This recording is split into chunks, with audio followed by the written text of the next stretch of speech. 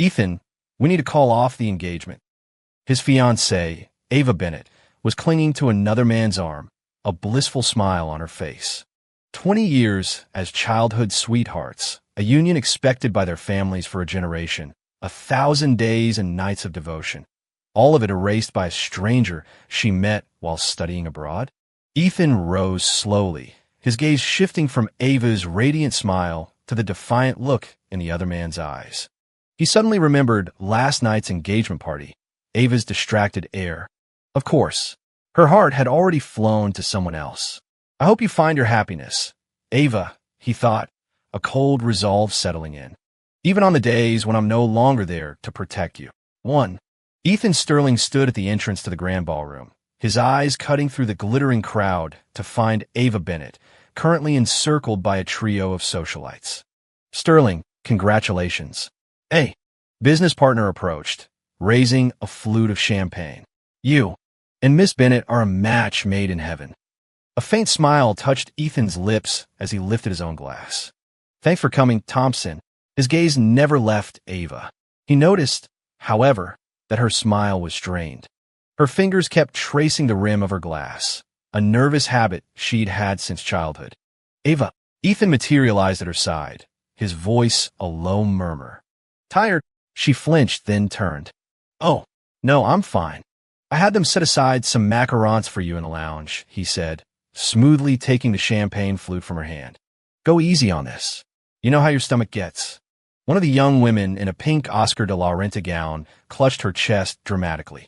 Oh my God, Ethan, could you be any more perfect? Ava, did you save a planet in a past life or something? Ava's lips tightened into a semblance of smile. He's always like this. Ethan caught the strange note in her voice, but simply gave her hand a gentle squeeze. I'll get you a plate. As he moved through the crowd, he overheard whispers. I heard their families basically arranged this since they were kids. Of course. Old man Sterling handpicked the Bennett girl for him years ago. Well, Bennett Industries isn't doing so hot. This engagement couldn't have come at a better time. Ethan's stride faltered for a fraction of a second, his eyes darkening before his mask of composure slipped back into place. He made his way to the dessert table, carefully selecting the pastries Ava loved most. He then asked a waiter to prepare a warm cup of honey and lemon tea, her go-to remedy whenever anxiety gave her stomach trouble. You're incredibly attentive to your fiancé, Mr. Sterling, the event manager noted with a smile, handing him the plate. Ethan offered a non-committal smile. Just a habit. He was 5 the first time he met 3-year-old Ava. She was crying on a swing in the Sterling's Greenwich garden because she'd tore her dress on a branch. Without a word, little Ethan had taken off his miniature blazer and wrapped it around her. The habit stuck. He was always instinctively looking after her, protecting her. When he returned to her side, she was staring intently at her phone, her brow furrowed. The moment she saw him, she quickly locked the screen and shoved it into her clutch. Here, Ethan said, offering her the plate. The tea is just the right temperature. Ava took the cup. As her fingers brushed against his, she recoiled as if shocked, nearly spilling the tea. Ethan's hand shot out to steady the cup, his brow creasing. What's wrong? Nothing. It's just a little surreal, she said, avoiding his eyes. That we're actually getting engaged. Ethan studied her profile. If you're not ready. No, that's not it. She cut in hastily, forcing another smile. It just feels like time is flying by. Halfway through the party, Ethan's father summoned him to network with a few important clients. He glanced back at Ava, who was standing alone on the terrace. The moonlight etched her silhouette, making her look fragile and impossibly lonely. A knot tightened in Ethan's gut. He cut his conversation short, grabbed her pashmina, and followed her outside. On the terrace, Ava was whispering into her phone, her tone urgent. She spun around at the sound of his footsteps, her face pale in the dim light. It's getting chilly. Ethan unfolded the pashmina and draped it over her shoulders. Who are you talking to? Oh, no one. Just a friend, she stammered, putting her phone away. Someone I met while I was in London. Ethan didn't press. He simply brushed a fallen petal from her shoulder. If you're tired, we can leave early. Ava looked up at him. The moonlight sharpened the angles of his face, and the tenderness in his eyes was so profound it almost broke her heart. She opened her mouth, as if to say something, but in the end, just shook her head. Ethan, she whispered his name, the sound barely audible. Yes. Her eyes were a storm of conflicting emotions. If, and this is just a hypothetical, but if I ever did something that really disappointed you, would you forgive me? Ethan paused, then chuckled. How many times have you gotten into trouble over the years? When have I not forgiven you? This is different, she murmured. The MC's voice echoed from the ballroom, calling the happy couple to the stage. Ethan held out his hand. Come on, they're waiting for us. Ava stared at his outstretched hand for a long moment before finally placing hers in it. He immediately laced his fingers through hers, leading her into the spotlight. On stage, Ethan could feel her hand trembling in his. When the MC announced the ring exchange, she nearly dropped the diamond. Ethan seamlessly steadied her hand, sliding the ring onto her finger amidst the applause. He then leaned in and placed a gentle kiss on her forehead, the most intimate of their gestures, always handled with the care one affords a priceless treasure. Smile, he whispered in her ear. Everyone's taking pictures.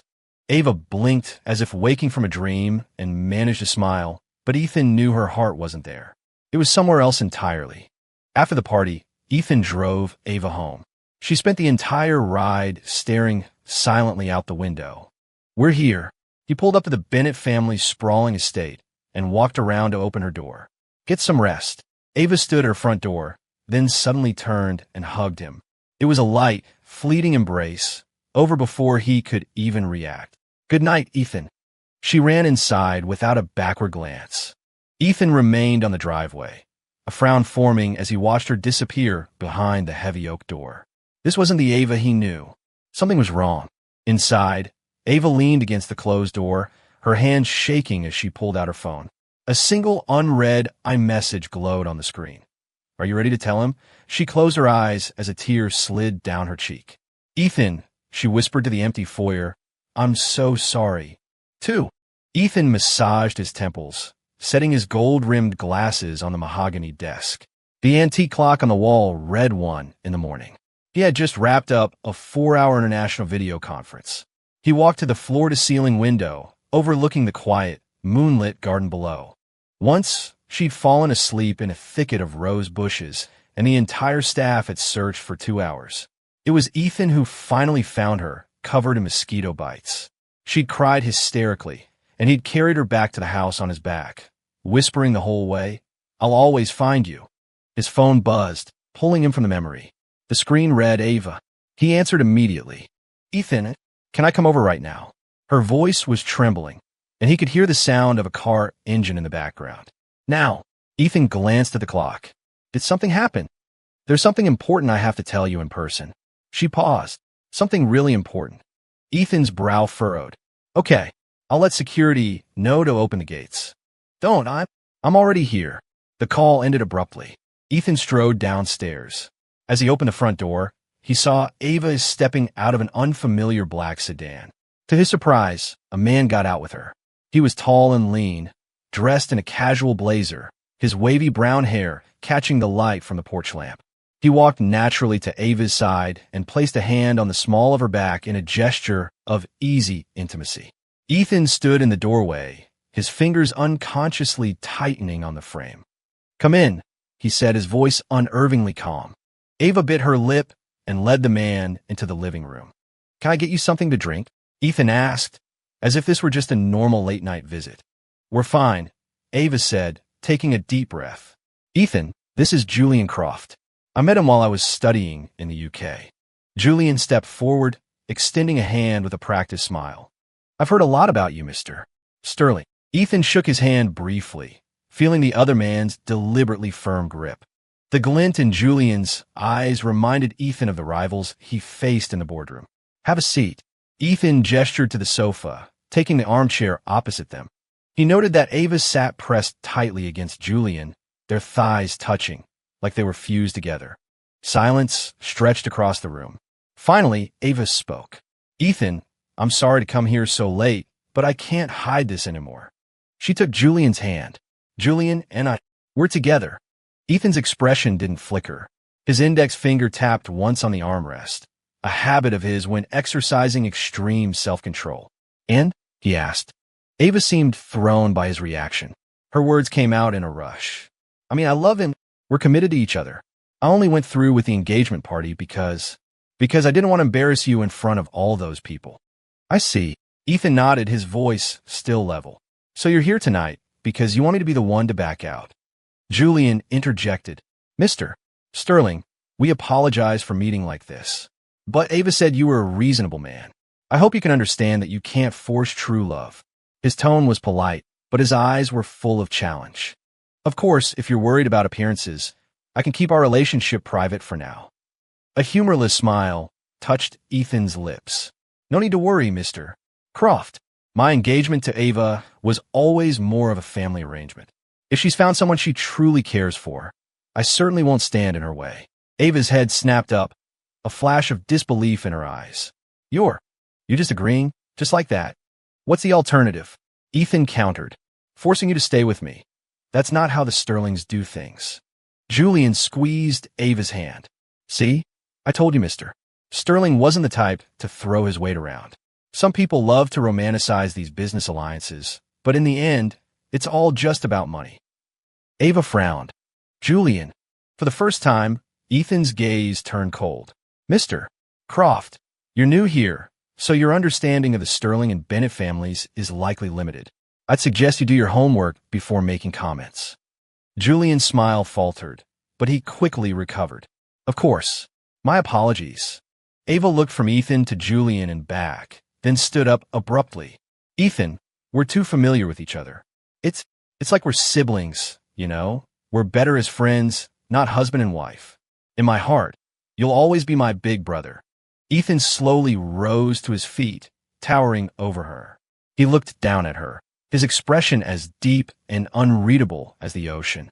I'm only going to ask you this once. Are you sure? I'm sure. Ava lifted her chin, though her fingers twisted the hem of her dress. She was sure. She didn't need unwavering protection. She needed the wild, heart-pounding thrill of romance. Fine. Ethan nodded. I'll speak to both our parents tomorrow. I'll take full responsibility for calling off the engagement. Julian immediately piped up. That's perfect. That way, everyone. Mr. Croft, Ethan cut him off, his voice like ice. This is between Ava and me. It doesn't require outside commentary. The room fell silent. Ava tugged nervously on Julian's sleeve, who barely managed to suppress his anger. It's late. You should go. Ethan walked to the door, his message clear. Ava grabbed her purse and hurried out, with Julian close behind. Just before stepping outside, Ava turned back. Ethan, we're still friends, right? The moonlight cast half of Ethan's face in shadow. He was silent for a few seconds before saying softly, Good night, Ava. The sound of the door closing was soft, yet it echoed through the empty mansion. Ethan stood motionless in the foyer. After a long while, he walked back into the living room, picked up the glass of water he had poured for Ava, a glass she hadn't even touched, and slowly emptied it into the sink. He heard a soft footstep on the stairs. Arthur, the old butler, was descending, pulling a robe over his pajamas. Sir, do we have guests so late? It's nothing, Arthur. Ethan's voice was steady again. Tomorrow, please have the slipcovers on the living room furniture replaced. Of course, sir. The champagne-colored set. All of them. Ethan turned and walked upstairs, his gait as steady as ever. Only he knew the feeling of being hollowed out, as if a piece of his chest had been surgically removed. 20 years of habit and expectation, all uprooted in a single night. Outside, in the black sedan, Ava looked back at the brightly lit windows of the Sterling mansion and felt a sudden, inexplicable pang of panic. What's wrong? Julian started the car. Having second thoughts? No. Ava shook her head. It just felt too easy, almost unreal. Julian scoffed. What's not to be easy? No matter how rich and powerful Ethan Sterling is, he can't force you to marry him. He reached over and pinched her cheek. Don't think about it, babe.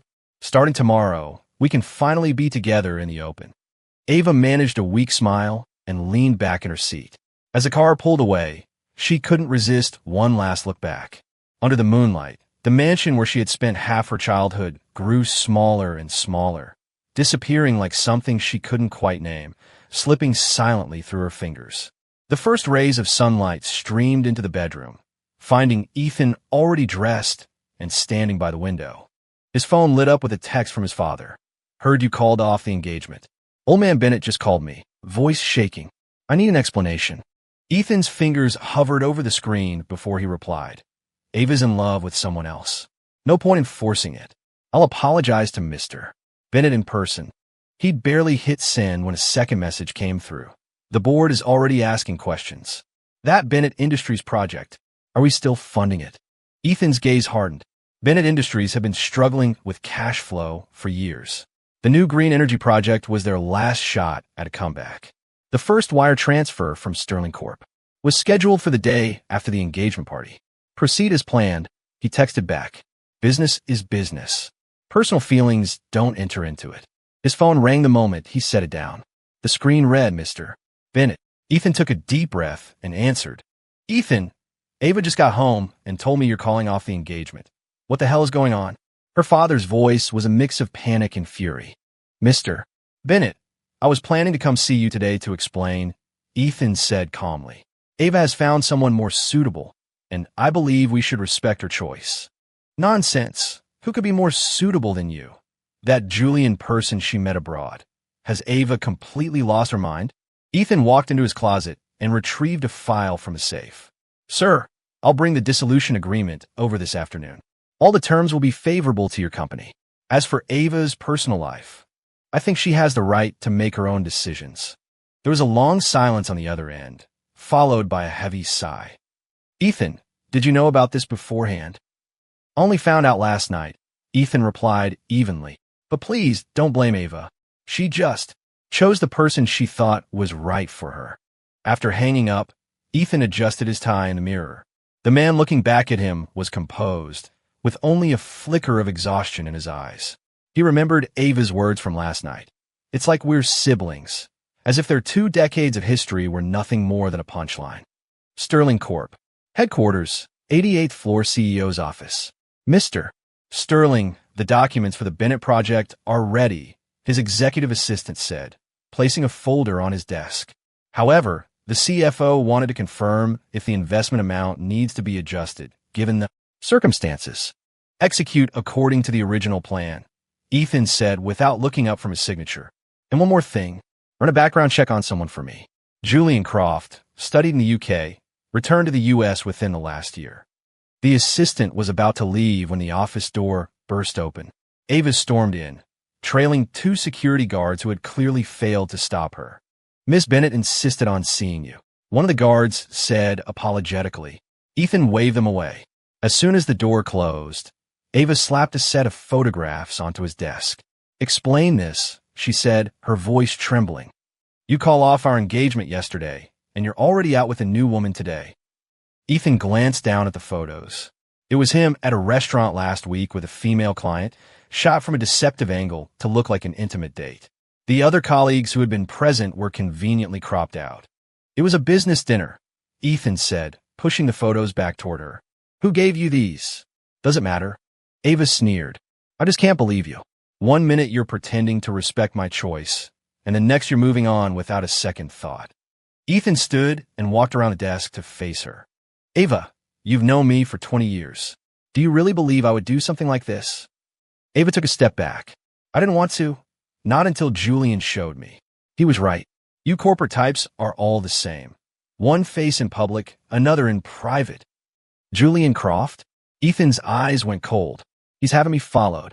He just happened to see you." Ava said, her voice rising. "You know what's most disgusting, Ethan? It's not that you're seeing other women. It's that you acted so magnanimous yesterday."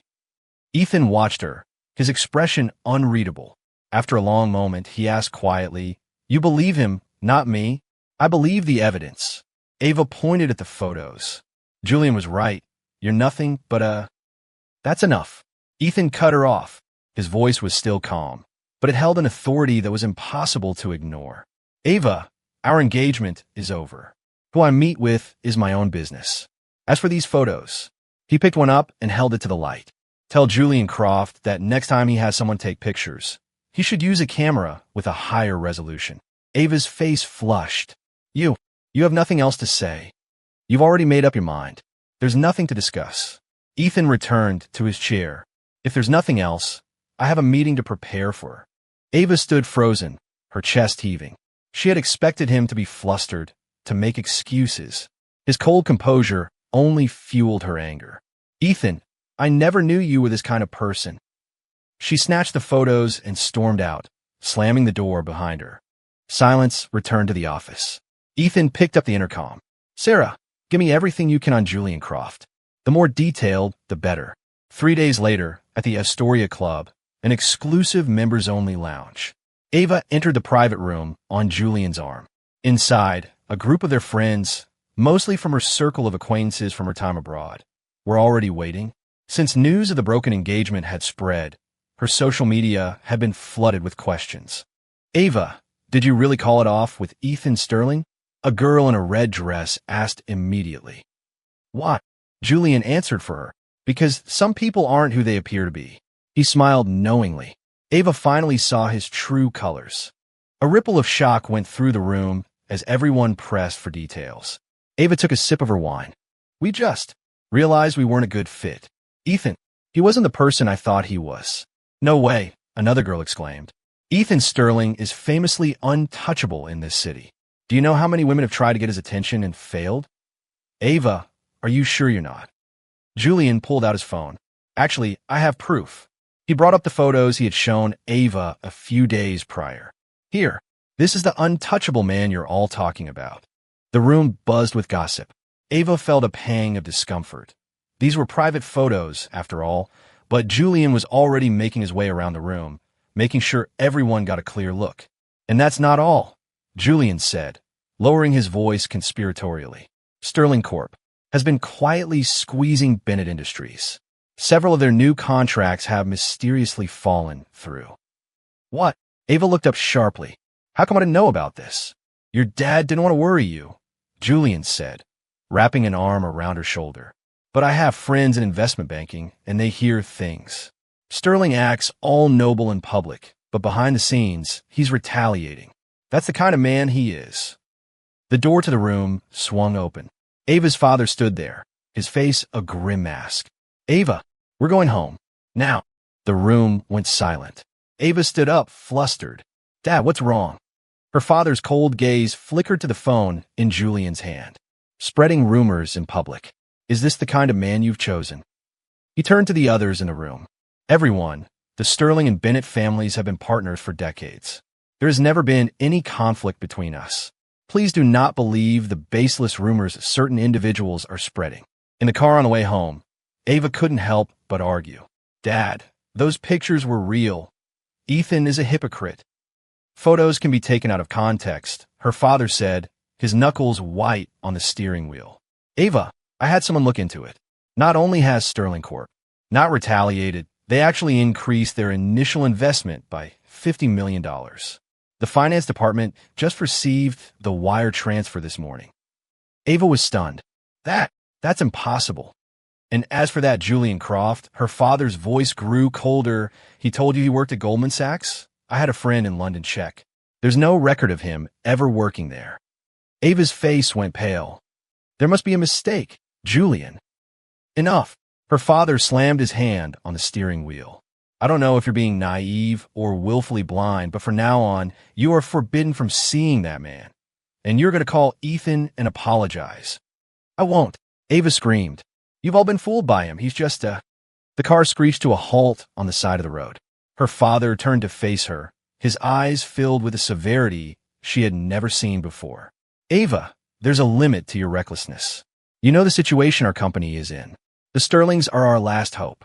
If, because of your stubbornness, we lose. So I'm supposed to sell myself to save the family business? Is that it? Tears streamed down her face. All you and Mom ever care about is money. The company. She threw the car door open and ran, ignoring her father's shouts behind her. She flagged down a taxi and disappeared into the night. Meanwhile, in the CEO's office at Sterling Corp. Mr. Sterling, we have the information, his assistant said, handing him a file. Julian Croft did study in the UK. but he was expelled last year for academic fraud. Since returning to the States, he's been frequenting circles of the wealthy, specifically targeting the daughters of rich families. Here is the information on 3 other women he is currently involved with. Ethan scanned the file, his expression growing colder with every page. Make a copy of this file. Don't release it for now. There's one more thing. Mr. Bennett from Bennett Industries called. He'd like to schedule a meeting with you, apparently about Miss Bennett. Ethan looked out the window. The sky was gray and overcast, threatening rain. Tell Mr. Bennett that I will pay him a visit this evening. The assistant hesitated. Sir, if I may be so bold, after what Miss Bennett has done, why are you still helping her family? Ethan was silent for a moment. 20 years of history. You can't just erase it overnight. He closed the file. And remember, what we found today stays in this room. I don't want Ava to find out. Not yet. His assistant nodded and left. Ethan picked up the picture frame on his desk. It was a photo of him and Ava at 15, standing on a beach, their smiles bright and carefree. He traced the edge of the frame with his thumb, then placed it face down on the desk. Outside, the rain finally began to fall, for the rain was coming down in sheets. Ava stood in the hallway outside her father's office, her fingers clenched around her purse strap. It had been 3 days since their fight in the car, and her father hadn't come home. The dozens of calls she'd made went straight to voicemail. Miss Bennett, your father is in a meeting, his secretary said, politely blocking her way. Perhaps you could wait in the lounge. Ava shook her head and pushed past her into the office. It was empty. The desk was buried under stacks of files. The ashtray overflowed with cigarette butts, and next to it sat an open bottle of anti-anxiety medication, something her father never took at the office. Where is he? She asked the secretary, her voice trembling. The secretary hesitated. An emergency board meeting on the 36th floor. There are some issues with the company's cash flow. Ava ran for the elevator, her heart pounding. She knew Bennett Industries was struggling, but an emergency board meeting? On the 36th floor, she could hear her father's hoarse voice through the heavy wooden doors. If we don't get another capital injection, we'll have to halt the green energy project. That means everything we've invested so far. A sharp voice cut him off. Mr. Bennett, you were the one who guaranteed Sterling Corp's investment. Now that the engagement is off, it's understandable that Sterling would pull his funding. But you shouldn't have hidden this from the board. Sterling Corp did not pull their funding. Her father's voice boomed. The first payment came through on schedule. Then why is the finance department saying? Ava couldn't listen anymore. She pushed the door open. The conference room fell silent. A dozen board members stared at her. Her father stood in front of a projection screen, dark circles under his eyes, his suit wrinkled as if he'd slept in it. Ava. He looked stunned, then his face hardened. Get out. This is no place for you. Dad, what's happening to the company? She asked, refusing to move. Why didn't anyone tell me? An older board member sighed. Miss Bennett, your father didn't want us to say anything. The situation is critical. If we can't secure at least $300 million in operating capital, we'll have to start mass layoffs next month. That's enough. Her father slammed his hand on the table. Ava, go back to my office and wait for me. Ava had never seen her father so distraught. She nodded numbly and retreated from the room. In the hallway, she shakily dialed Julian's number. Julian, the company is going bankrupt. She sobbed as soon as he answered. What? Julian sounded shocked. It's that bad. Hasn't your dad done anything? I don't know. They're in a meeting. Julian, I'm so scared. Don't be scared, babe. His voice softened. I'm with an important client right now, but I'll come see you tonight. Hey, those properties and stocks you have in your name, don't touch them yet. Let me take a look first. Hanging up, Ava felt a small measure of relief. At least she still had Julian. She thought of Ethan, and a bitter taste filled her mouth. It was just as Julian had said. Sterling Corp was retaliating by cutting off the money. That evening, Ava had fallen asleep in her father's office and was woken by the sound of shouting. She rubbed her eyes and saw her father yelling into his phone. What do you mean? You can only give me 3 more days. Director Evans, we've been partners for 20 years. Whatever was said on the other end made him deflate like a punctured balloon. He sank into his chair. Fine. 3 days. He hung up and finally noticed she was awake. Dad, Ava said meekly. He rubbed his exhausted face. Let's talk at home. The Bennett estate was brightly lit but felt desolate. The simple dinner on the table remained largely untouched.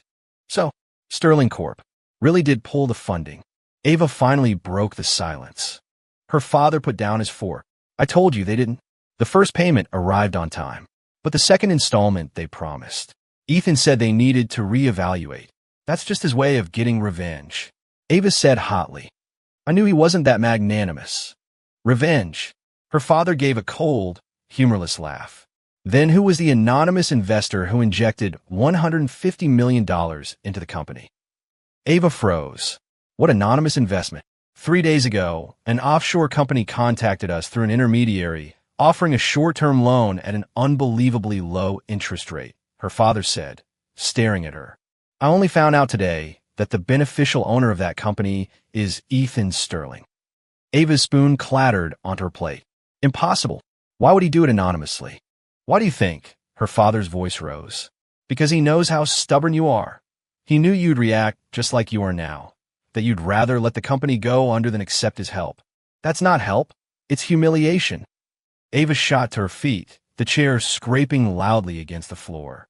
He just wants me to know that without him, the Bennett family is nothing. Her father stood up abruptly, his face flushed with anger. Ava Bennett, when did you become so unreasonable? For that 2-bit con artist, Julian, you're willing to watch the company your grandfather built go bankrupt? Julian is what? He cut her off. What has he done for you in the past 3 days? How many times has he called? Meanwhile, Ethan, even after you publicly humiliated him, is secretly propping up our company. Can't you tell who's genuine and who's fake? Ava's chest heaved. What has Ethan told you? Those photos were real. Photos. Her father laughed, a sound devoid of humor. You're throwing away a man who has protected you your entire life because of a few out-of-context pictures. Ava, you're 24, not 14. You believe every word Julian says and doubt every move Ethan makes. Are you blind? Dad, tears welled in Ava's eyes. How could you say that? It was Ethan who... Her father suddenly clutched his chest, his face turning ashen. He staggered, grabbing the dining table for support. Dad! Ava rushed to his side. He pushed her away, fumbling in his pocket for a vial of pills and shaking 2 into his mouth. His breathing was ragged, and beads of sweat popped out on his forehead. Call an ambulance. He gasped. In a hospital corridor, Ava huddled on a bench, her eyes fixed on the red light of the ER. The doctor said it was an acute heart attack, and that they were lucky they got him here so quickly. She scrolled numbly through her phone. Julian had sent a few texts, asking for details about the family's financial situation. He said he could help find investors, but needed her to sign some power of attorney documents first. A new message popped up from an unknown number. How is Mr. Bennett? Do you need me to contact any specialists? Ava stared at the message for a long time. On a hunch, she replied. Ethan? There was no reply. But 10 minutes later, the hospital director himself appeared, saying he had arranged a remote consultation with the country's top cardiac specialist. Ava clutched her phone, a heavy weight settling in her chest. She found Ethan's number in her contacts, her thumb hovering over the call button, but she couldn't bring herself to press it. At 3 in the morning, her father was out of danger and moved to a VIP room. Exhausted, Ava returned home to find Julian waiting for her on the doorstep. Babe, he pulled her into a hug. I was so worried. How's your dad? Ava let him hold her, then noticed the corner of a document sticking out of his blazer pocket. What's that? Julian quickly tucked it in deeper. Oh, nothing, just some information on potential investors. I need you to sign something to authorize me to act on your behalf.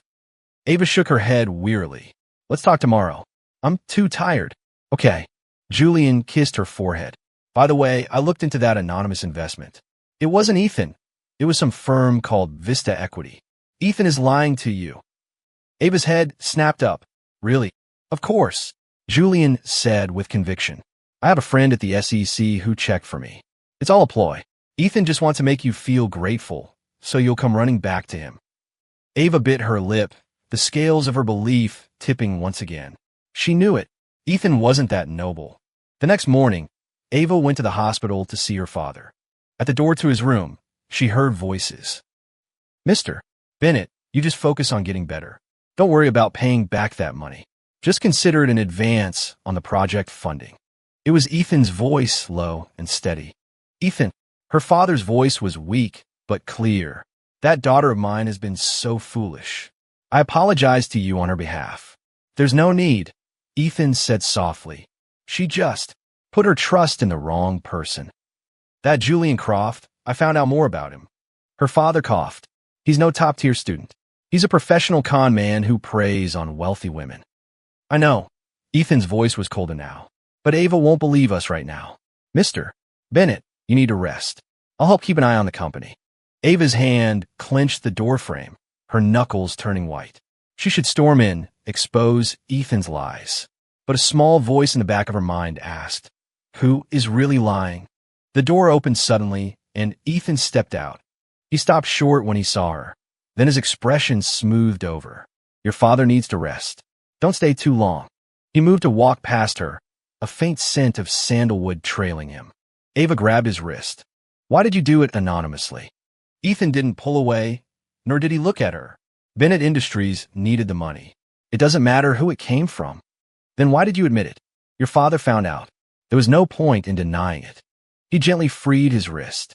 But don't worry. I've already instructed my finance department to maintain the official record that the investment came from Vista Equity. A tightness constricted Ava's chest. You think this will make me grateful? Make me come back to you? Ethan finally looked at her, his eyes weary and distant. Ava, not everything is about you. He paused. That money was a gesture of respect for the decades of friendship between our families. It had nothing to do with you. He turned and walked away, his footsteps echoing down the long, sterile hall. Ava stood rooted to the spot, feeling a profound and unprecedented emptiness wash over her. The morning dew had yet to burn off, but Ethan was already standing in the corridor outside the hospital's VIP wing, a folder in his hand. Through the small window in the door, he could see Mr. Bennett propped up in bed, talking on the phone. He looked much better than the day before. Mr. Sterling, you're here, the attending physician said, walking over. Mr. Bennett's recovery is going well. We'll keep him for observation for another 2 days, and then he should be able to go home. Ethan nodded. Thank you for your excellent care. Of course, the doctor said, then hesitated. Miss Bennett didn't stay overnight. She said she had an urgent matter to attend to. Ethan's face betrayed no emotion. She has her own life. When he entered the room, Mr. Bennett had just hung up, his expression grim. Mr. Bennett, good morning. Ethan placed the folder on the bedside table. This is the progress report on the green energy project. The second round of funding was wired this morning. Mr. Bennett took off his reading glasses and pinched the bridge of his nose. Ethan, I don't know how to thank you. It's my pleasure, Ethan said, taking a seat by the bed. I've already spoken with your board of directors. No one will make a move while you're recovering. I'm not talking about that. Mr. Bennett sighed heavily. Ava went to see that Julian Croft again last night. She won't even answer my calls.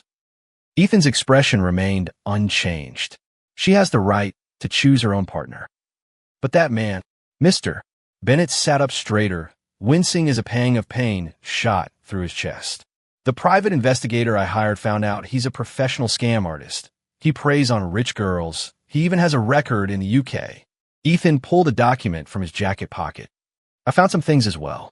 He's juggling at least 3 other women, all of them wealthy heiresses. Mr. Bennett's face grew darker as he read the report. Does Ava know any of this?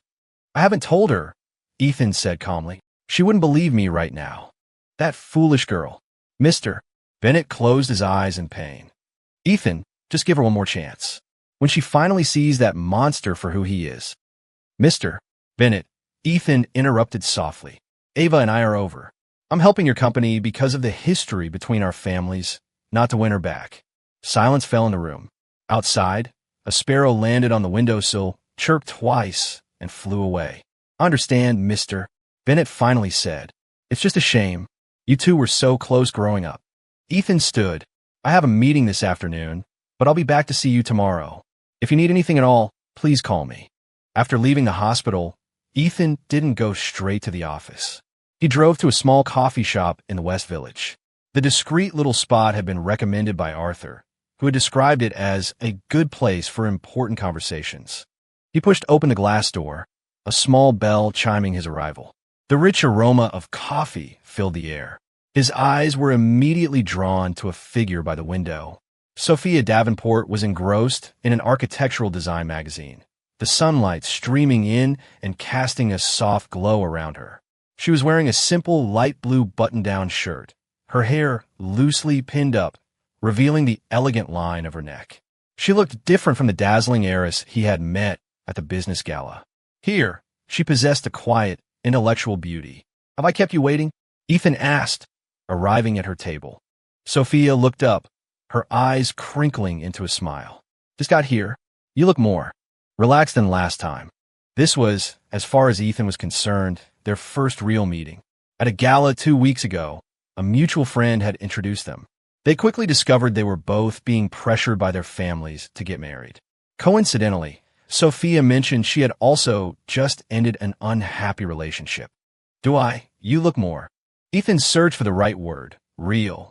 Sophia laughed. "Because I'm not wearing makeup?" "Because you're not wearing heels," Ethan said, gesturing to the pair of white sneakers she had kicked off beside her chair. "That night, you were wielding 10-centimeter stilettos. You had an intimidating presence." Sophia let out a genuine laugh. "That was my armor. First time meeting that many titans of industry. A girl has to come prepared." A waiter brought over 2 pour-over coffees. Ethan's was black, no sugar. He was surprised she remembered a passing comment he'd made. "So," Sophia said, stirring her coffee, "are we really doing this? Pretending to date? My parents have already started setting me up on blind dates. I met 2 last week. Each one was more horrifying than the last." A corner of Ethan's mouth turned up. "My father is doing the same. Yesterday, he actually suggested that if I couldn't find a suitable woman, a man would be fine too." Sophia nearly choked on her coffee. "Your father is that progressive." "He's just that desperate," Ethan said with a shake of his head. "What about you? Why did you pick me as your shield?" Sophia thought for a moment, resting her chin on her hand. "Because you seem tolerable. I did my research.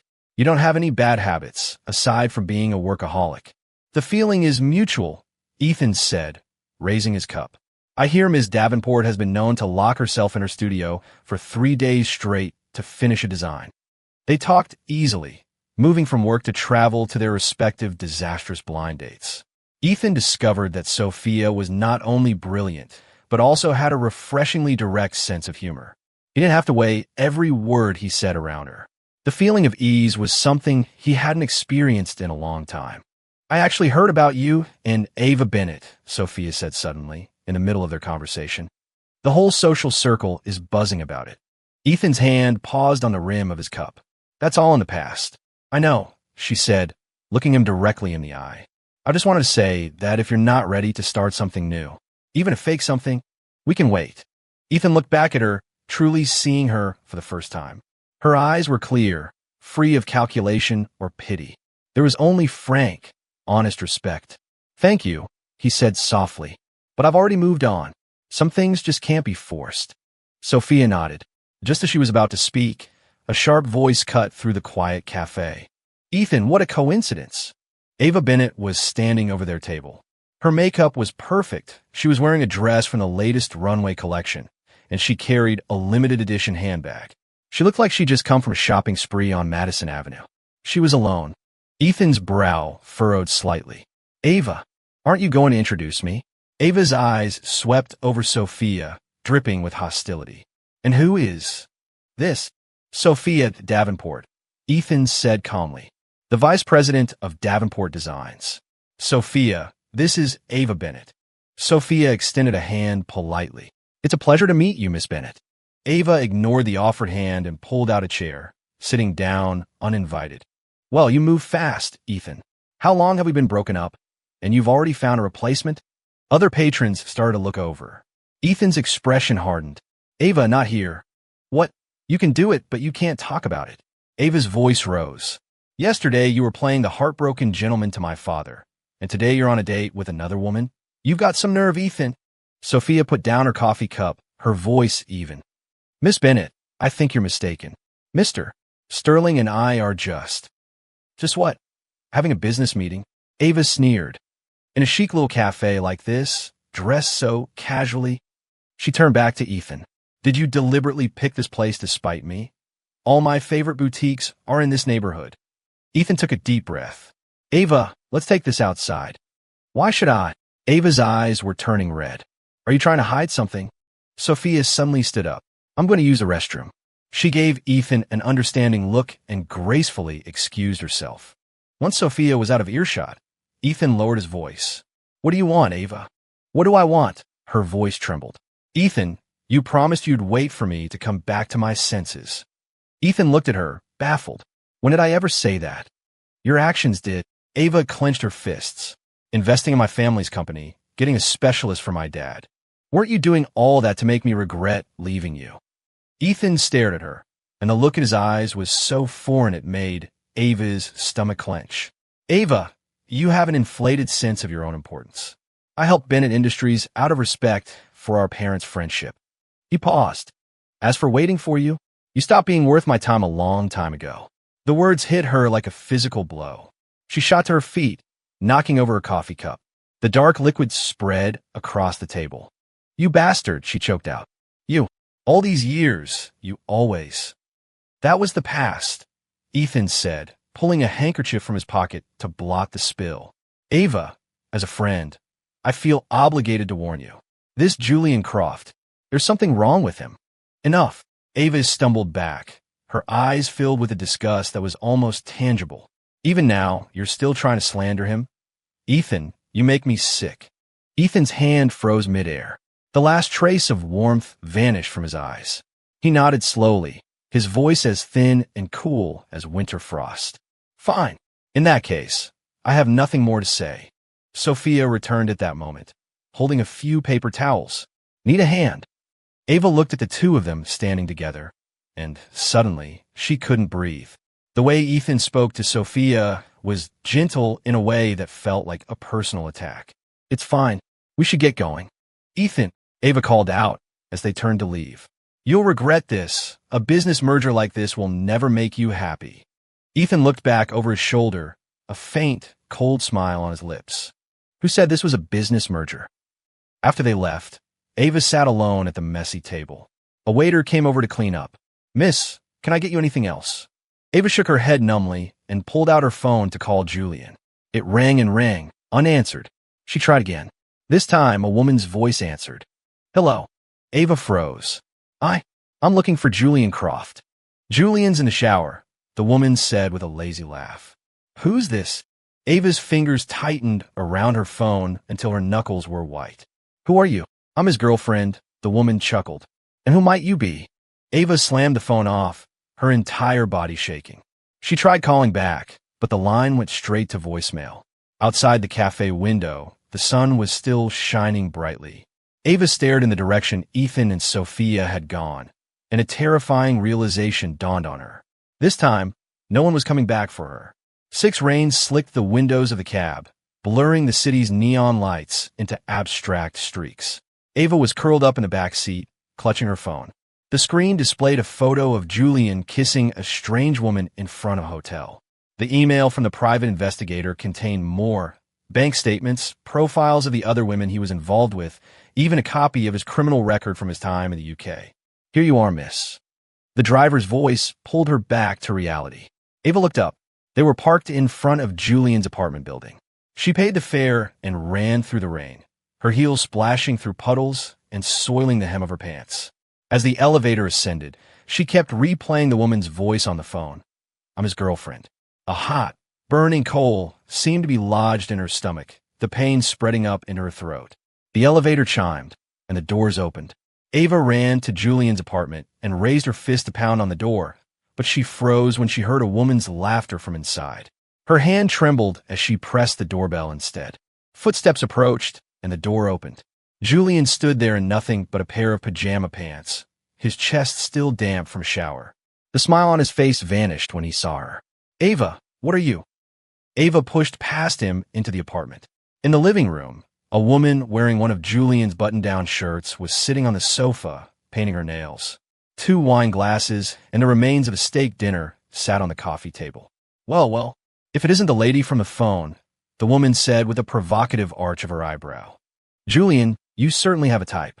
Always the rich girls. Julian quickly shut the door. Ava, let me explain. Ava threw her phone at his face. Explain what? That you're dating 3 women at the same time? That you faked your degree? Or that you borrowed $2 million from me? Julian caught the phone, and his face paled as he saw the photos on the screen. You had me investigated. My father hired a PI. Ava's voice was raw. Do you have any idea what I've done for you? I told my father he was blind. I broke up with Ethan, and all for you. Ethan, Julian suddenly sneered. You're still thinking about Ethan Sterling? Ava, do you really think he's some kind of saint? The methods he used to dig up dirt on me are hardly clean. Ava was shaking uncontrollably. At least he never lied to me. Huh. Julian threw his hands up theatrically. Then go back to him. See if he'll take you. He's getting very cozy with the Davenport heiress now. What are you to him? The words were a dagger, striking Ava where she was most vulnerable. She staggered back, the image of Ethan's expression in the coffee shop flashing before her eyes. The look of ease and tenderness that had once been reserved only for her. Give me back my money, she said through gritted teeth. $2 million. Now, Julian's expression turned ugly. Money. What money? That was an investment you gave me willingly. Is there a contract? Is there a memo on the wire transfer? The woman on the sofa blew on her nails. Julian, don't be so mean. Miss Bennett, why don't you sit down and have a glass of wine? We can talk this out. Ava looked at the two of them, and a wave of nausea washed over her. How could she have thrown away 20 years of devotion for this man? How could she have fallen for such a cheap, transparent lie? Keep it, she said, her voice dripping with contempt. Use it to buy your own coffin. She turned, wrenched the door open, and ran. The rain was heavier now. Ava walked aimlessly through the streets, soaked to the bone, her hair plastered to her face. She passed a jewelry store, and the television in the window was broadcasting a business news segment, Sterling Corp. And Davenport Designs announced a strategic partnership today, fueling rumors that a merger between the two families is imminent. Ethan Sterling, heir to the Sterling fortune, and Sophia Davenport, the sole daughter of the Davenport family, were photographed together at. Ava stood frozen, staring at the screen. It showed a picture of Ethan holding an umbrella for Sophia. The way he leaned in slightly to hear what she was saying was so familiar, yet so foreign. Her phone vibrated. It was a text from her father. Ava, come home. Ethan helped us secure a new investor. The company is safe. The tears she had been holding back finally fell, mingling with the rain on her face. She hailed a cab. Sterling Corp. Headquarters. The Sterling Tower was ablaze with light. Even at 9 o'clock at night, the heart of the business empire was still beating, full of employees working late. Ava walked into the lobby, dripping wet. The receptionist stood up in surprise. Miss Bennett, what? Is Ethan here? Ava asked, her voice hoarse. Mr. Sterling is in a meeting on the 68th floor, but Ava was already heading for the elevators. She used her own fingerprint to access the private executive lift, a privilege Ethan had never revoked. As the elevator ascended, Ava looked at her reflection in the mirrored walls. Her makeup was ruined, her hair was a mess, and her eyes were red and swollen. She was a ghost of the proud, poised heiress she once was. The door to the 68th floor conference room was ajar. She could hear Ethan's voice. So we'll assign this project to Director Lee. The team from Davenport will be joining us next week, too. Ava pushed the door open. All heads turned in her direction. At the head of the long table, Ethan sat in a dark blue suit, papers spread before him. He frowned when he saw her, but his expression quickly smoothed over into one of calm neutrality. Let's take a 10-minute break, he said to his team. Everyone, feel free to stretch your legs. The executives filed out of the room, their curious gazes lingering on Ava. The last person out discreetly closed the door. You should have called first, Ethan said, standing up. He retrieved a towel from a nearby cabinet and offered it to her. What happened? Ava ignored the towel. Rainwater dripped from her hair onto the plush carpet. You knew all along, didn't you? Everything about Julian. Ethan placed the towel on the conference table. I knew some things. Why didn't you tell me? Her voice trembled.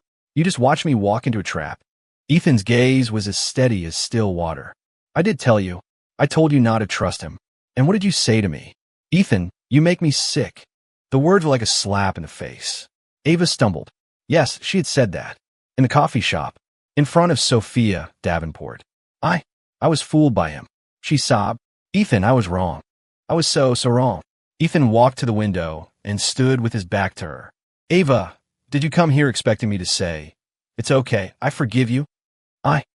Well, I'll tell you, he said, turning around. I do forgive you, but that doesn't change anything. Ava's knees went weak. She grabbed the back of a chair to keep from falling. We can start over, just like before. There is no before anymore, Ethan said. His voice was quiet, but his words hit her with the force of a sledgehammer. I moved on, Ava. You should too. Is it because of Sophia Davenport? Ava's voice grew shrill. How long have you even known her? What does she know about you? Does she know you have to have a glass of warm milk before you go to sleep? Does she know you're afraid of thunderstorms? Does she know? She knows I deserve to be respected. Ethan cut her off, and that's enough. The accusation in that single sentence was more devastating than any shout. I met Julian's other girlfriends today, she said with a bitter laugh. He lied to me, just like I lied to you. Is this karma? Ethan was silent for a moment. Then he picked up his jacket. I'll take you home. Don't bother. Ava took a step back. I don't need your pity. It's not pity. It's a sense of responsibility. Ethan pressed the intercom button. Sarah, have the car brought around. I need you to escort Miss Bennett home. Ava rushed forward and grabbed his arm. Ethan, please, just give me one more chance. I promise. Ethan gently removed her hand. Ava, some things, once they're gone for good. There was a knock on the conference room door. His assistant's voice came through. Mr. Sterling, the car is ready. Ava looked at Ethan's impassive face and finally understood. The Ethan who would have forgiven her for anything, no matter how terrible, was gone. Ethan. She whispered his name one last time, the sound like a sigh of defeat. He held the door open for her. Take care of yourself. In the hallway, his assistant looked at the tear-streaked Ava in shock. Miss Bennett, are you all right? Ava didn't answer. She followed him mechanically to the elevator. Just before the doors closed, she glanced back at Ethan's office. He was already back at the conference table, his head bent over a file, as if their entire conversation had been a minor interruption in his day. On the way home, Ava stared out at the blur of city lights, her mind replaying a slideshow of memories. The time she scraped her knee as a child, and Ethan carried her home on his back. The time in college when she craved a specific brand of ice cream at midnight, and he drove all over the city to find it for her. At every party, he was there, deflecting unwanted advances, draping his jacket over her shoulders when she got cold. She had always taken his devotion for granted. Only now did she realize how precious it was. The car pulled up to the Bennett estate. The butler ran out with an umbrella. Miss, where have you been? Your father has been worried sick. Ava walked numbly into the living room. Her father was sitting on the sofa, surrounded by files. He shot to his feet when he saw her. Ava! He rushed toward her, then stopped short when he saw her disheveled state. My God, what happened? Ava fell into her father's arms and began to sob like a child. Dad, I was wrong. I was so wrong. Her father stroked her hair and sighed. It's good that you know now. It's good that you know. Ethan, he's going to marry Sophia Davenport. Ava choked out between sobs. I know, her father said softly. Ethan's father called me this afternoon. The families have made it official. Ava looked up, her vision blurred by tears. She saw the exhaustion etched on her father's face. Dad, what do I do? He led her to the sofa. Ava, some things, once you lose them, you can't get them back. What you need to do now is reflect and start over. But Ethan has done a lot for us, her father interrupted. Without him, Bennett Industries would have gone under. He even what? Her father hesitated, then pulled a file from the stack on the table and handed it to her. This is the complete report from the private investigator. It has all the information on Julian Croft and, also, everything Ethan has done for you these past few weeks. Ava's hands trembled as she opened the file. As she read through the pages, her tears started falling again. Not only had Ethan anonymously invested in the company, he had also secretly negotiated with their creditors. When he contacted the specialists for her father, he specifically told them not to mention his name. He had even hired private security to follow her when she was with Julian, in case she was in any danger. The last page was a photograph, taken on the day of their confrontation in a coffee shop. In the picture, Ethan was standing by the window, watching her run out into the rain. The anguish in his eyes was unmistakable. He still cared about me, Ava whispered, her hand tracing his face in the photo. He did care. Her father gently corrected her. Ava, let him go. Ethan has made his choice. Ava pressed the photograph to her chest, her tears falling silently now, soaking into the paper. Ava stood before the mirror, her fingers tracing the delicate lace on the wedding gown. It was a custom Vera Wong, originally commissioned for her wedding to Ethan. Miss, the maid hovered at the dressing room door, her voice trembling. Are you sure you want to do this? Ava didn't answer. She simply pinned the cathedral veil to her hair. The woman in the mirror had perfectly applied makeup, but it couldn't hide the wild, desperate look in her eyes. Her phone lay on the vanity, its screen still lit with a digital invitation to Sterling Corp. S official engagement party. Ethan Sterling and Sophia Davenport. Tonight at 7 o'clock. The Plaza Hotel, Grand Ballroom. Get the car, she finally said, her voice chillingly calm. The maid hesitated. Your father said you weren't to. I said get the car. Ava snatched a perfume bottle from the vanity and hurled it against the wall. It shattered, exploding in a cloud of glass and expensive fragrance. Are you going to defy me too? The maid scurried away to make the arrangements. Ava took a deep breath, picked up a small vial of pills from her dressing table, and dry swallowed too. They were sedatives prescribed by her doctor, but their effect had been waning lately. The entrance to the plaza was a parade of luxury cars. When Ava stepped out of her town car, the doorman did a double take. Miss Bennett, head held high. She swept through the revolving doors, her long train trailing behind her. The guests in the lobby turned to stare. A wave of whispers followed her. Is that Ava Bennett? My God, what is she doing in a wedding dress? I heard she had a complete breakdown. Ava ignored them all, marching straight for the elevators. Outside the Grand Ballroom, a young woman from Sterling Corp. S event team was checking the guest list. Her jaw dropped when she saw Ava. Miss Bennett, you're not on the list. Get out of my way. Ava shoved her aside and threw open the ballroom doors. The room was a galaxy of crystal chandeliers and glittering diamonds. Ethan was on stage, impeccably dressed in a classic tuxedo. Beside him, Sophia Davenport looked radiant in a pale gold gown. The MC had just finished a toast, and the room was filled with applause and laughter. The sudden bang of the doors opening silenced the entire ballroom. Every head turned. Ethan, Ava's voice, raw and desperate, sliced through the silence. You can't marry her. Hundreds of pairs of eyes stared at her. She stood in the doorway, the white of her dress almost blinding under the chandeliers, her makeup slightly skewed by her frantic energy. On stage, Ethan's eyes narrowed, his expression turning to ice. Sophia simply tilted her head, a flicker of something like pity in her eyes. Ava, Ethan's voice, amplified by the microphone, boomed through the hall. Don't do this. I'm not making a scene, she cried, starting down the aisle as the guests parted before her like the Red Sea. Ethan, I was wrong. I know I was wrong. Julian was a liar. He tricked me, but I see it now. It's you I love. It's always been you. A shocked murmur rippled through the crowd. Phones came out. Flashes began to pop. Ava reached the foot of the stage and looked up at him. Don't you remember? You promised you would always protect me, that you would always find me. I'm back now, Ethan. Please, don't throw me away. Her voice broke, the speech she had rehearsed dissolving in the face of her real, agonizing pain. Ethan put down the microphone and walked to the edge of the stage. He knelt, bringing himself to her eye level.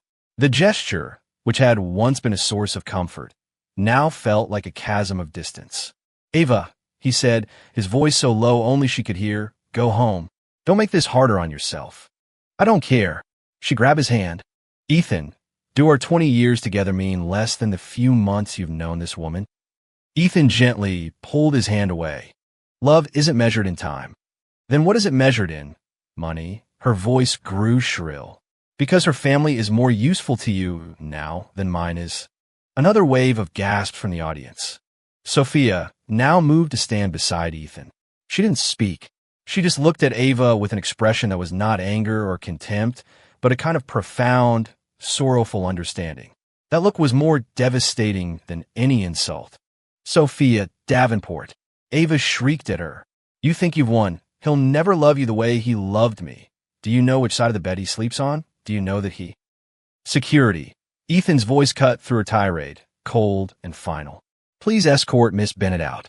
Two uniformed guards moved forward, but Ava stumbled back. Don't touch me. She fumbled in her clutch and threw a handful of photographs onto the floor. Everyone, look, this is Julian Croft. Ethan knew he was a con artist, and he let me fall for him. Here are the other women he was dating. Here's the proof that he stole my money. The photos scattered. A few guests picked them up and passed them around. Ava turned back to Ethan, tears streaming down her face. You could have stopped it. You could have. I tried. Ava, Ethan said, his voice laced with weariness. You chose to believe him, not me. Because I was stupid. Because I was blind. Ava let out a hysterical laugh. But I see it now. You're not like them. You were the only one who was ever truly good to me. Just then, the ballroom doors opened again. A man in a flashy silver suit swaggered in, a smirk playing on his lips. Well, what's all this? Julian Croft's voice made Ava freeze. Ava, darling, did you wear a wedding dress to ask me to take you back? The room erupted. Ava's face went white. She looked like she'd seen a ghost. What are you doing here? Julian strolled over, casually plucking a glass of champagne from a passing waiter's tray. Mister, Sterling invited me. He raised his glass to the stage. Thanks for the heads up, Sterling. If it weren't for you, I never would have known how devoted my ex-girlfriend is. Ava whipped her head toward Ethan. You invited him. Ethan's face was a mask of stone. I thought it was time for you to face reality. Reality? Ava's voice cracked. Fine, I'll face reality. She turned on Julian. You liar, you monster, you stole my money, my heart. Oh, please, Ava. Julian took a sip of champagne. Did you not have a good time when we were together? Don't you remember the things you said? We were just two people using each other. You're lying. Ava lunged at him, but the guards caught her. Julian just laughed. Look at you. It's pathetic. He raised his voice to address the room. Ladies and gentlemen, Miss Bennett and I did have a brief relationship. But I'd like to clarify that the $2 million was a voluntary investment on her part. And as for the other women, he shrugged. We were never exclusive. Someone in the crowd snickered. Ava stood there, trapped between the guards, the beautiful wedding dress suddenly looking like a ridiculous costume. Ava, Julian leaned in and whispered, wake up. Ethan doesn't want you. Your joke. That was the final blow. Her legs gave out, and she sank to the floor, her carefully styled hair falling around her face, hiding her twisted expression. Please, everyone, continue to enjoy the evening. Ethan said into the microphone, his voice steady. Security, please remove them both. The guards lifted Ava to her feet, while another gestured for Julian to leave. Julian shrugged, and on his way out, he actually had the audacity to wink at Sophia. Miss Davenport, we should get coffee sometime. Sophia didn't even glance at him. She simply reached out and took Ethan's hand. That small gesture was more powerful than any declaration. A dangerous glint flashed in Ethan's eyes. As Ava was being half-carried through the crowd, she heard a familiar voice cut through the noise. A complete embarrassment. She looked up and saw her father, his face pale with rage and disappointment. Dad, she whispered. He turned his back on her. The ballroom doors closed behind her, shutting out the light, the music, and the laughter. The hallway was empty. Julian was gone. Only the two guards remained, watching her warily. Ava dragged her wedding dress toward the elevator. The mirrored walls reflected her image back at her. Makeup smudged, hair in disarray, a ghost in white. The elevator doors opened, and a group of glamorous young people stepped out. They fell silent when they saw her. As Ava passed them, she heard the whispers erupt behind her. That's her, right? Ava Bennett? I heard she actually went crazy. She lost her mind over Ethan Sterling. The doors closed, sealing her in with the silence. She leaned against the cold metal wall and slid to the floor, the voluminous skirt of her dress pooling around her like a wilted flower. Outside, fireworks suddenly lit up the night sky. the grand finale of the engagement party. Ava stood on the hotel steps and watched them, the vibrant colors illuminating her tear-streaked face. A black sedan pulled up silently to the curb. The window rolled down, revealing Arthur's aged face. "Miss Bennett, Mr. Sterling asked me to take you home." That formal address, Miss Bennett, drew the final, indelible line between them. She got into the car numbly. On the back seat was a paper bag. Inside were the few things she had left at the Sterling mansion. On top was a blue cashmere scarf, the one Ethan had wrapped around her neck on a cold winter day when she was 15. The fireworks continued to explode, lighting up the sky. Ava clutched the scarf to her chest like a lost child and finally let herself break down completely. Ava huddled on the window seat in her bedroom, her fingers absently stroking the soft cashmere of the blue scarf. Outside, a persistent autumn rain shrouded the city in a gray mist. It had been 2 weeks since her disastrous attempt to crash the engagement party. She hadn't left her room since. Her phone lit up with a text from her father. "Ava, come down for dinner. We've secured new funding for the company. We need to talk." She didn't move. The fate of Bennett Industries meant nothing to her now. Her social media was a toxic wasteland of photos and videos from that night. Headlines like "Bennett Heiress's Public Meltdown" and "High Society Wedding Crasher" had trended for days. Her friends had all gone silent. Overnight, she had become a social pariah. On her nightstand was a photo album. She had stayed up for 3 straight nights creating it, a meticulously arranged collection of every photo of her and Ethan from age 5 to 24. The margins were filled with her scribbled apologies and regrets. The phone buzzed again. It was a news alert. Sterling heir and Davenport heiress on romantic Maldives getaway, sparking pre-honeymoon rumors. The accompanying photo showed Ethan and Sophia walking hand in hand on a white sand beach. His other arm was wrapped protectively around her waist, a space that had once been hers alone. With a cry of rage, Ava grabbed the photo album and threw it against the wall. It burst open, the photos fluttering to the floor like dead leaves. She scrambled after them, tearing at the smiling faces, her hands shaking, her nails breaking against the glossy paper. "Miss!" The maid burst into the room, gasping at the scene.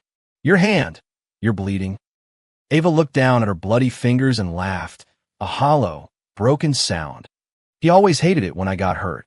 I remember once I cut my fingers slicing an apple, and he was so frantic he called an ambulance." The maid stood frozen, unsure what to say.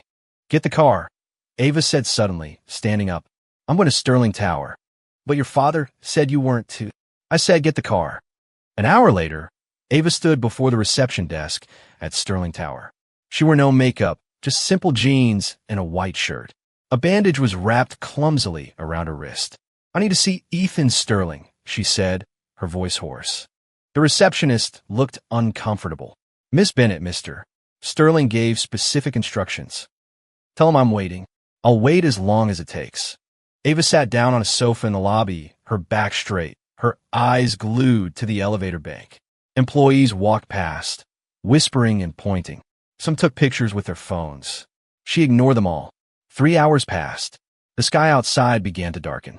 The receptionist approached and quietly placed a glass of water and a box of Band-Aids on the table beside her.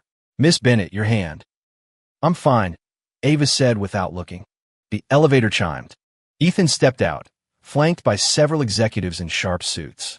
He was wearing a charcoal gray 3-piece suit and listening intently to a subordinate, a slight frown on his face. Ava shot to her feet. The photo album slid from her lap and fell to the floor. Ethan saw her and paused. He said a few words to the men with him, who then continued on their way. "Ava," he walked toward her, his voice devoid of emotion. "What is it?" She was close enough now to smell the familiar scent of sandalwood and coffee on him. His eyes were just as handsome as she remembered, but the warmth in them was gone. I came to give you this." She bent down, gathered the scattered photos back into the album, and held it out to him. "Our memories. They're all in here." Ethan made no move to take it. "There's no need. Please, just look at it." Her voice trembled. "It took me 3 days to make." He finally took the album and opened it to a random page. It was a photo of them at 10 years old, in the garden of the Sterling estate. A little Ava was riding piggyback on a little Ethan, both of them grinning at the camera. "Do you remember that day?" Ava asked, her words rushing out. "I broke our grandfather's favorite vase, and you took the blame for me. You were grounded for a week." Ethan closed the album. "Ava, the past is the past." He handed it back to her. "You need to move on. Stop living in memories. How can I have a present without you?" Tears streamed down her face. "Ethan, I know I was wrong. Just give me one more chance. A final chance." Ethan checked his watch. "I have another meeting. Arthur will take you home." "I'm not leaving." She grabbed his sleeve. "Not until you promise to give me another chance." He pulled his arm away, gently but firmly. "Ava, don't be like this." "Then what do you want me to be like?" Her voice rose, attracting more attention. "Do you want me to beg?" "I will. I'll get on my knees right now." She started to bend, but Ethan grabbed her arm, stopping her. "That's enough." His voice was sharp with anger now. "Look at yourself. A Bennett, groveling in public for a man. Have you no self-respect?" "Self-respect?" Ava laughed bitterly. "Will my self-respect bring you back?" Ethan sighed and pressed the elevator call button. "Security, please escort Miss Bennett out." 2 guards approached. Ava shook them off. "Don't touch me. I'll go myself." She spun around and ran toward the main entrance, only to collide with someone coming in. Sophia Davenport. She was wearing a simple beige trench coat and carrying 2 cups of coffee, clearly one for her and one for Ethan. She blinked in surprise when she saw Ava, but said nothing. Ava glared at her, her chest heaving. "Are you happy now? Does it feel good to steal someone else's fiancé?" Sophia's gaze was calm and steady, her lips curved in a sad, knowing smile. "Miss Bennett, I understand you're in pain, but some things aren't stolen," she said, her voice soft as a whisper. "They're pushed away." The words stabbed Ava through the heart.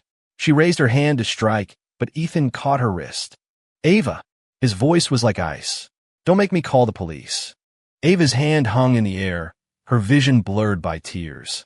The sight of Ethan standing protectively in front of Sophia was like salt in an open wound. "You'll regret this." She choked out, stumbling back. "A business alliance will never make you happy." Sophia gently placed a hand on Ethan's arm. "Miss Bennett, what Ethan and I have is much more than a business alliance." Ethan looked down at her, and his expression softened. That tiny, intimate gesture was more devastating than any grand declaration. Ava turned and fled into the rain, without an umbrella, letting the cold water soak her to the skin. Behind her, she heard Ethan giving instructions to the security guards, and then Sophia's gentle voice. "She needs help. Help!" Ava laughed out loud in the rain. What she needed was a time machine, a chance to choose differently, a chance to get back the Ethan who had always forgiven her. But no one could give her that. In the days that followed, Ava became obsessed. She enrolled in a cooking class, burning her hands repeatedly, just to learn how to make braised short ribs, Ethan's favorite dish.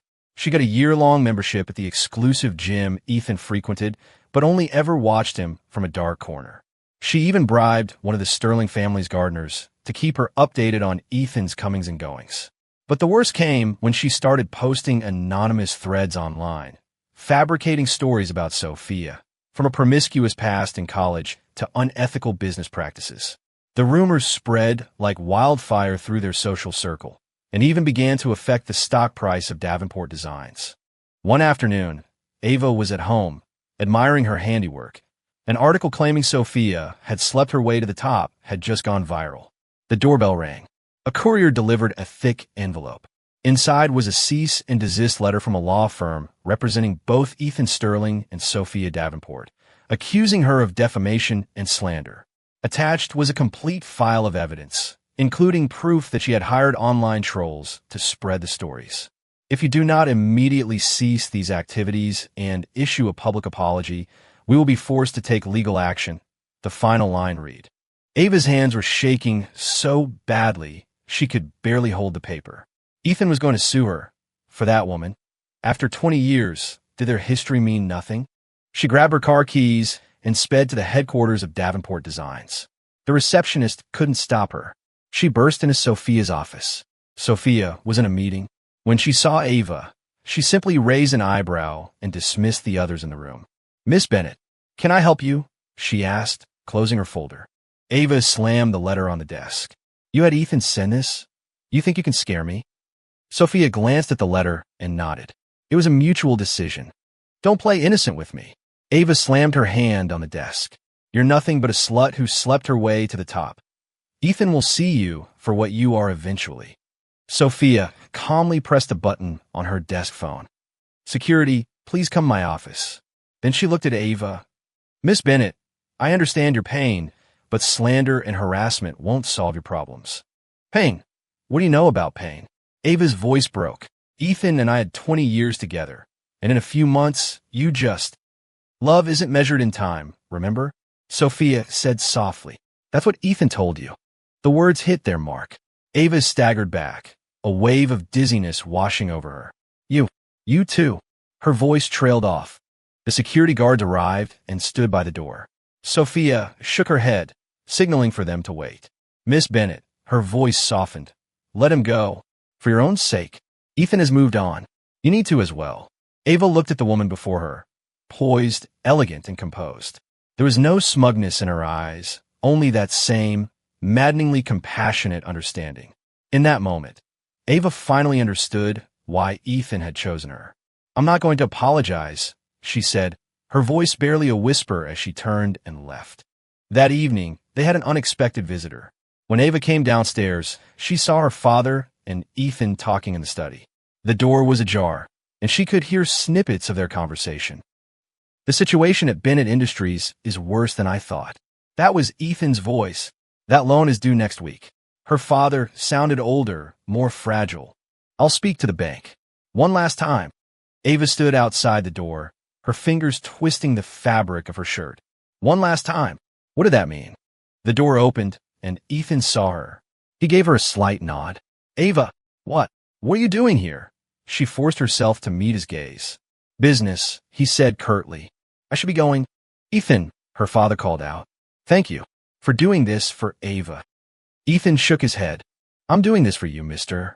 Bennett. That was the final blow. It shattered the last of Ava's delusions. Ethan was helping her family not for her, but out of respect for her father. As she walked into the door, Ava asked suddenly, Do you really love her, Sophia? Ethan stopped, but didn't turn around. Yes, more than you ever loved me. This time he did turn. His expression was calm, his eyes like placid pools of water. Ava, love isn't a competition. Sophia and I, we're a good fit. A good fit. Ava repeated the words, tasting the bitterness on her tongue. Ethan hesitated for a moment. The rumors online have to stop. Sophia doesn't care, but I do, and if I don't, then I'll be disappointed, he said softly. Not as your ex-fiancé, but as someone who has known you for 20 years. That was more effective than any threat. Ava bit her lip and nodded. After Ethan left, her father came out of the study. He looked exhausted. Ava, pack your bags. What? You go to Switzerland next week. I have an old friend there, a psychiatrist. Her father rubbed his eyes wearily. You need help, sweetheart. Ava wanted to argue, but she had nothing to say. She went back to her room, opened her laptop, and deleted all the slanderous posts about Sophia. Then she deactivated her account. The day's financial paper was on her desk. The front page featured a photo of Ethan and Sophia with the headline, Power Merger, Sterling and Davenport Consolidate Key Operations. In the photo, Ethan's arm was around Sophia's waist. They were looking at each other and smiling. The easy intimacy and happiness in their expressions was a physical pain to behold. Ava gently traced Ethan's smiling face with her finger, then folded the newspaper and placed it in the back of her bottom drawer. Outside, the autumn rain continued to fall. She stood by the window, watching the droplets trace paths down the glass like a million silent tears. Finally, she let him go. The snow had been falling all night in Switzerland. Ava stood at the window of the private clinic, gazing out at the vast white landscape. It had been 6 months since her father had sent her here. The days had become as quiet and colorless as the snow outside. Miss Bennett, it's time for your medication, a nurse said, entering with a glass of water and a small paper cup of pills. Ava swallowed them mechanically. The little white pills kept the nightmares at bay. They helped her forget the woman in the wedding dress, making a fool of herself. They helped her not think about Ethan so much. On her bedside table was a gold-embossed invitation. It had arrived 3 days ago. The wedding invitation for Ethan Sterling and Sophia Davenport. Her father had forwarded it with a single, handwritten note. I hope you are well. The invitation was a model of understated elegance. On heavy, ivory cardstock, a single line of script read, Ethan Sterling and Sophia Davenport request the honor of your presence as they celebrate their marriage. Inside, a photo showed their silhouettes on a beach against a spectacular sunset, Ethan leaning down to kiss Sophia's forehead. Ava had spent countless hours imagining her own wedding invitation. It would have been the traditional Sterling family design, deep navy blue with gold foil, filled with photos of her and Ethan through the years. And now, how are we feeling today? The door opened softly, and Dr. Meyer came in. He was a kind-faced Swiss man in his 60s, with a white beard and startlingly bright eyes. Fine, Ava said, pushing the invitation under her pillow. Dr. Myers sat down across from her, still looking at the invitation. Ava didn't answer. In her 6 months here, she had cycled through anger, depression, and self-loathing. Now, all that was left was a hollow kind of peace. Miss Bennett, the doctor said gently, avoiding your feelings will only prolong the pain. Do you hate them? Hate them? Ava shook her head. I hate myself. Why? Because I destroyed everything, she whispered, her voice as soft as falling snow. Ethan loved me so much, and I pushed him away. Dr. Meyer nodded thoughtfully. Did you love him? Or did you love how he loved you? The question was a scalpel, cutting straight to a truth Ava had never dared to face. She opened her mouth, but no words came out. You're being discharged tomorrow, the doctor said, standing up. Remember, you cannot change the past, but you can choose your future. After he left, Ava took a stack of newspaper clippings from her drawer, all the articles about Ethan and Sophia from the past 6 months. The two of them at a charity ball, co-hosting the launch of their new joint venture, holding hands for the press. In every photo, the tenderness in Ethan's eyes was a fresh torment. That look had once belonged only to her. At the bottom of the pile was an article from the crime section. International fraud ring dismantled. Mastermind Julian Croft sentenced to 7 years. The photo showed Julian in a prison jumpsuit, stripped of all his former charm. Ava tore all the clippings to shreds and threw them in the trash. Outside, the snow had stopped. The sun broke through the clouds, glinting off the pristine white landscape. She picked up her phone and booked a flight home. On the day of the wedding, the plaza was a fairy tale of flowers and silk ribbons. The marriage of the Davenport heiress to the Sterling heir had drawn a who's who of the business and political worlds. Ava sat in a cafe across the street, watching the spectacle through the window. She was wearing a simple black dress and a wide-brimmed hat, almost unrecognizable from the frantic woman who had crashed the engagement party 6 months ago. A vintage Rolls-Royce pulled up to the hotel entrance. Ethan got out first, then turned to help his bride. Sophia was breathtaking in a simple yet impossibly elegant gown, her veil catching in the breeze, her face alight with joy. Ethan, handsome and composed in his tuxedo, never took his eyes off her. Ava felt a physical pain in her chest, as if an invisible hand were squeezing her heart. The man whose world had once revolved around her now had a new son. She paid for her coffee and walked toward the hotel. She couldn't get into the main ballroom without an invitation, but there were monitors broadcasting the ceremony in the lobby. She found a quiet corner and sat down to watch. The officiant was reading the vows. Ethan and Sophia stood facing each other, holding hands. When asked if he took this woman to be his wife, Ethan's voice was clear and strong. I do. Ava closed her eyes, a single tear tracing a path down her cheek.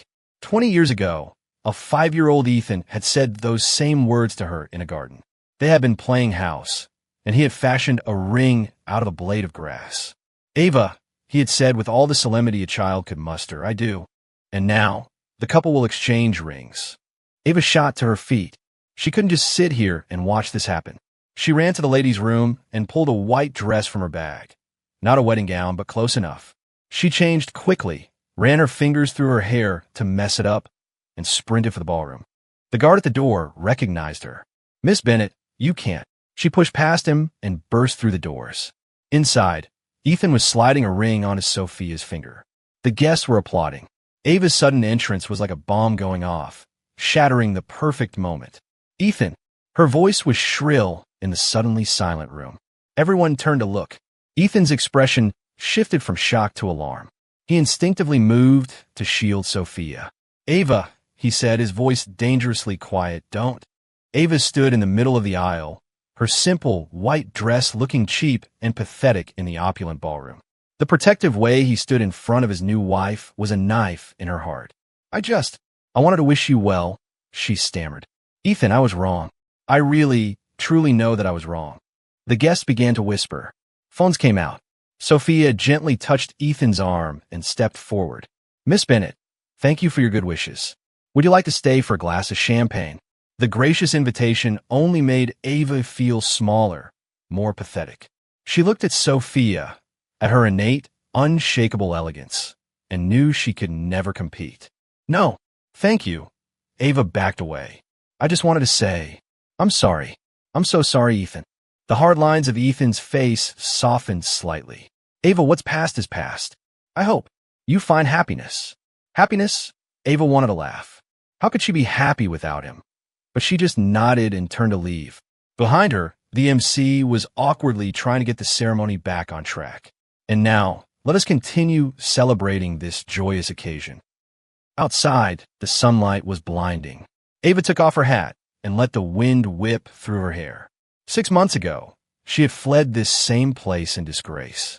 This time, she wouldn't look back. Ava called her father, but he didn't answer. She went back to the empty family home to finish packing. She was leaving tomorrow for New Zealand. Her father owned a small vineyard there, and she was going to manage it. The news on her phone was covering the wedding. She was about to turn it off when a breaking news alert flashed across the screen. Prominent businessman William Bennett suffered a massive stroke this afternoon and has been rushed to the hospital. The picture frame in Ava's hand slipped and crashed to the floor, shattering the glass. It was a photo of her and her father on his last birthday. The hospital corridor seemed to stretch on for miles. When Ava arrived, the surgery was already over. The doctor informed her that while her father's life had been saved, he had slipped into a coma and may never wake up. It was brought on by extreme stress and exhaustion, the doctor explained. Your father has barely rested in the last 6 months, trying to keep the company afloat. Ava knelt by her father's bedside, clutching his pale, limp hand. This hand had protected her from every storm, and all she had ever given him in return was trouble. "I'm sorry, Daddy." She pressed her face to his hand, her tears soaking the white hospital sheets. The door opened softly. Ava looked up to see an impossible sight. Ethan. He was still in his wedding tuxedo, though his jacket was gone and his bow tie was loosened. "I saw the news and came as quickly as I could," he said softly. "How is he?" Ava wiped her tears. "The doctor said he might not wake up." Ethan walked to the bed and bowed his head respectfully. "Mr. Bennett was like a second father to me. Ava, if you need anything at all, just ask. But today, it's your wedding day." "The ceremony is over," he said, checking his watch. "The reception can wait." Ava laughed, a broken, bitter sound. "You're still the same. Always so good to everyone." Ethan didn't reply. He took out his phone. "I've contacted a team of specialists. They'll be here tomorrow for a consultation." "Why?" Ava looked up at him. "After everything I did to you, why are you still helping me?" Ethan considered this for a moment. "Some bonds can't be broken. Your father was one of the most important people in my life. And me?" Ava couldn't stop herself from asking, "Are there any unbreakable bonds left between us?" Ethan looked out the window at the darkening sky. "Ava, like you once said, if you'll have me, I'll always be your big brother." The door opened again. Sophia came in, holding 2 cups of coffee. She paused when she saw Ava, then offered her one of the cups. "Miss Bennett, please take care of yourself." Ava didn't take it. "You should both go. This is your wedding night." Sophia placed the coffee on a table. "Your father is family to us, too." She moved to stand naturally beside Ethan, their shoulders touching. The simple gold wedding bands on their fingers caught the light. That single image finally, irrevocably, showed Ava what she had lost. It hadn't started the night she brought Julie into his house. It ended right now, with him standing beside the woman who truly understood him, the woman who deserved him. "Thank you for coming," she said, standing up. but I can take care of my father myself. Ethan nodded. Call me if anything changes. He and Sophia turned to leave, their two figures perfectly matched, a complete picture. Ava stood by the window and watched their car pull away. Her phone buzzed. It was a news alert. Conman Julian Croft confesses in prison, admits to defrauding 5 heiresses simultaneously. The article listed all the victims. Her name was at the top. Ava turned off the phone and went back to her father's bedside. The night sky was full of stars, like a million tiny eyes watching the girl who had once had everything and now had nothing. 1 year later, the New Zealand sun was warm and bright. Ava, wearing a wide-brimmed straw hat, walked through the rows of grapevines, checking on the year's harvest.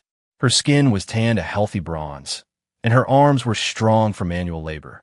Back in her small office, an open letter lay on her desk. It was from her father's doctor. His condition had slightly improved. He could now occasionally open his eyes. There was also a card on the desk, addressed to Ethan and Sophia for their first wedding anniversary. Ava had written only 3 words inside. I am sorry. She hadn't signed it, but she knew Ethan would recognize her handwriting. A strange car was parked outside the vineyard. Ava walked out to see a familiar figure standing in the sunlight. Sophia, dressed in a simple white shirt and jeans, holding a manila folder. Miss Bennett, she said with a smile. I hope I'm not intruding. Ava was speechless. Sophia was here alone. Ethan doesn't know I came, Sophia said, as if reading her mind. This was my decision. She handed Ava the folder. This is a new investment proposal from Sterling Corp. The green energy technology your father was developing has had a major breakthrough. The market potential is enormous. Ava took the folder, her fingers trembling slightly. Why are you helping me? Sophia looked out at the rolling hills of the vineyard. Because there will always be a part of Ethan's heart that worries about your family. She turned to look Ava directly in the eye. And I need him to be able to let that go, to fully move on. The meaning was clear. Only when the Bennett family was truly back on its feet would Ethan finally be at peace. I understand, Ava nodded. Sophia turned to leave, then paused. By the way, Julian Croft committed suicide in prison. It turns out he was backed by a larger syndicate, which is why he was so bold. Ethan took care of them. Ava managed a small, genuine smile. Thank you. As Sophia's car disappeared down the dusty road, Ava took a deep breath of the grape-scented air. The sky was a brilliant, cloudless blue. She walked back in her office, picked up a pen, and began to sign the papers. Her new life was just beginning. P.S. Meant to be. On the night of their wedding, the bridal suite was bathed in the warm, soft glow of lamplight. Ethan stood by the floor-to-ceiling window, swirling a glass of whiskey, his eyes on Sophia, who sat quietly on the edge of the bed. Sophia, he said suddenly, his voice low, do you have any regrets? She looked up, the light catching in her eyes, a small smile playing on her lips. Do you? Ethan put down his glass and walked over to her. He knelt before her, taking her hands in his. I will never regret a single thing, he said, his gaze intense. Anything I did to get here. Sophia's eyelashes fluttered. She was silent for a moment before she spoke. Ethan, I've known you for much longer than you think. He looked at her, puzzled. 20 years ago, at a charity gala your family hosted, you were in a little tuxedo, helping a girl get her kite out of a tree in the garden. A nostalgic softness filled her eyes. I was watching you from the corner. Ethan's brow furrowed as a hazy memory started to take shape.